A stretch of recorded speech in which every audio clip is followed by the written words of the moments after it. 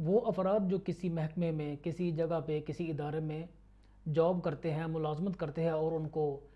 ہفتے کے بعد یا 2 ہفتوں کے بعد یا مہینے کے بعد ان کو تنخواہ ملتی ہے، سیلری ملتی ہے، کیا ان کے اوپر زکوٰۃ ہے؟ تو یہاں یہ جاننا ضروری ہے کہ جب ان کے پاس سیونگ کے ذریعے سے وہ پیسے سیو کرتے رہیں اور ان کے پاس اتنے پیسے جمع ہو جائیں کہ وہ سونا یا چاندی کا جو نصاب ہے وہ خرید سکیں، ان کے پاس اتنے پیسے جمع ہو جائیں کہ وہ 7.5 تولے سونا خرید سکتے ہیں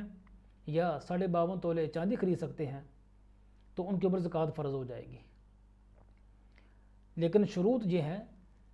کہ یہ نصاب پہنچنے کے بعد وہ پیسے ان لوگوں کی ذاتی جو ضروریات ہیں ان سے وہ زائد ہوں، جیسے کہ حدیث میں آتا ہے، نبی کریم صلی اللہ علیہ وسلم نے فرمایا کہ لا صدقۃ عن ظہر غنی،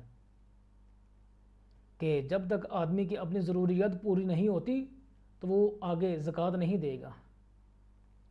تو 85 گرام سونا یا 595 گرام چاندی جو ہے، یعنی 52.5 تولے چاندی یا 7.5 تولے سونا، اگر وہ اتنا خرید سکنے کی مالیت اس کے پاس ہو گئی ہے، جمع ہو گئی ہے،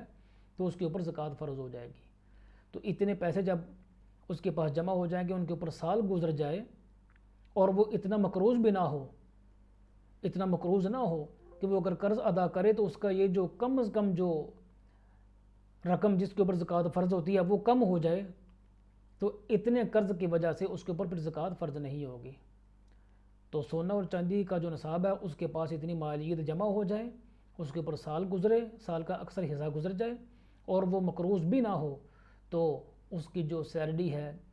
سیلری کے مد میں جو اس کے پاس پیسے آتے رہے ہیں ان میں سے سیونگ ہوئی ہے، تو اس کے اوپر زکوٰۃ فرض ہو جائے گی۔ اور اگر ان میں سے کوئی ایک شرط نہیں پائی جاتی، ختم ہو جاتی ہے، تو پھر اس کے اوپر زکوٰۃ نہیں آئے گی۔